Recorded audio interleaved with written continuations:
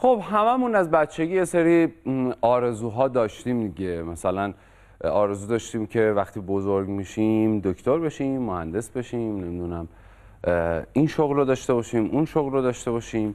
من همین اول کاری میخوام بپرسم که شما چرا یعنی از بچگی نمیخواستید دکتر یا مهندس بشید؟ با سلام.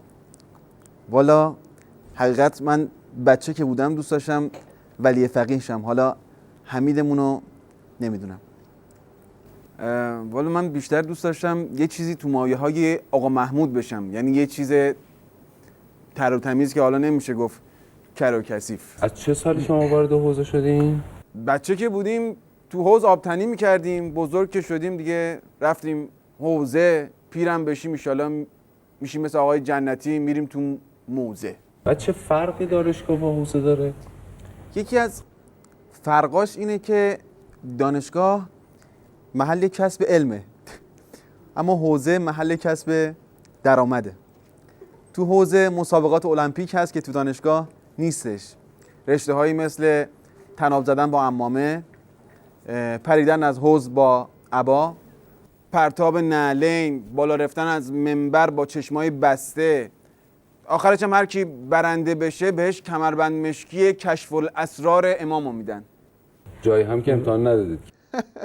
نه، چون اگه جای هم امتحان میدادیم زیاد فرقی نمیکرد، جفتمون خنگ بودیم. یادمه پدرم عاشق جواد دولابی همیشه شب امتحان به اون میگفت گوساله ها بتمرگید یه غلطی بکنید تا فردا یه خری بشید تا لااقل توی طویله ای راتون بدن. شما الان من باید بهتون بگم شیخ حامد، درسته؟ حجت الاسلام و المسلمین حامد مدظل العالی هستم. شما حامد، شما من آیت الله العظما حمید ارواح و نافدا دامن تو این ور اون ور هستم. بله. بعد شما برای دانشگاه رفتن چه هدفتون چی بود؟ جاسوسی، آدم فروشی در راستای پیوند حوزه و دانشگاه. آقا پیوند تا مبارک. شما آرزوتون چیه؟ من آرزو دارم که کچل بشم تا دیگه تا آخر عمر پول سلمونی ندم. شما چند تا فرزندین؟ 5 تا پسر کاکلزری. 5 تا برادر، 5 تا بعد شما فقط دو قلو هست. بله. به قول پدر مرحومم آشیخ دولابی همیشه به ما میگفت تو تموم بچه‌های من شما دوتا مثل یه پن گنده‌ای هستین که با دوچرخه از وسطش رد شده باشن. البته من اون قسمت بزرگترم دیگه. آقا من سوال بپرسم ازتون، جین بپوشیم اشکال داره؟ بستگی به مصلحت نظام داره. اگه مصلحت نظام ایجاب کنه جینت سهله، شلوارک هم آقا شما میتونی بپوشی. موهامون رو ژل بزنیم اشکال داره آقا؟ عرض کردم مصلحت نظام و امضای عظما پاش باشه، ژل که هیچی، تلم میتونی بزنی. ببین آقای مرجی از جین انداختی تو ژل، لابد بعدش هم میخوای بپیچی تو مدل موی تیفوسی و میکروبی و همینجا یا سر و ته کن یا حمید ما رو پیاده کن. ببین حمید ما تهدید داره. همین چند وقت پیش یکی اومد به من گفتش که این حمیدتون رفته تو کار مواد. گفتم مواد چیه؟ گفت یه چیزایی که میکشن میرن فضا.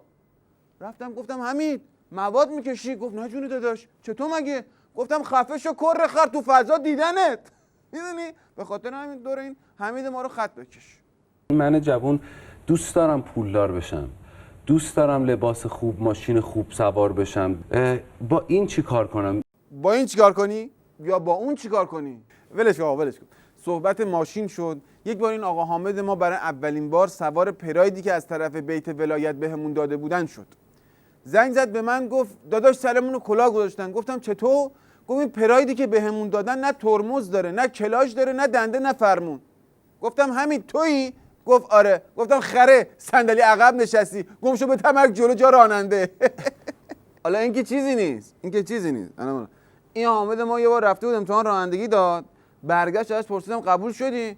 گفت والا معلوم نیست، ماشین رو زدم تو دیوار، سرهنگی رفته تو کما، منتظرم برگرده ببینم قبول شدم یا نه. من این سوال رو از یک عزیز بزرگوارم حاج آقای عبودزاده راوی جنگ بودم پرسیدم آقا چی کار کنیم که خط نامه هامون کوفی نباشه؟ خط نامه هامون کوفی نباشه؟ خب خط رو عوض کن. خط تیتر هست، زر هست، رویا هست، بدر هست، اصلا تیپ 9 بدر هست، سپاه قدس هست. نوع خط که مهم نیست، مهم خط ولایت. خیلی متشکرم. 30 ثانیه فرصت داریم شما با جوان‌ها با این دوربین صحبت کنید، فقط تو رو خدا نصیحتمون نکنید، حرف جوانونه با هم بزنید. باشه برای اینکه نه دعوا بشه نه نصیحت باشه، یه خاطره از همین حامدمون من براتون میگم. این حامدمون یه بار تو جریان فتنه اخیر که مقام عظما خیلی افسرده شده بود، تصمیم گرفت خودکشی کنه. سرش هم گذاشت رو ریل قطار. ما هم گفتیم دیگه تمومه دیگه، ریق رحمت رو سر کشید. اما فرداش روزنامه کیهان نوشت یک روحانی ولایت مدار که به قصد خودکشی سرش را روی ریل قطار گذاشته بود، بعد از واژگونی قطار از محل حادثه گریخت. جناح سخت سر که میگن همینا، همین حامد ما جزء جناح سخت سر.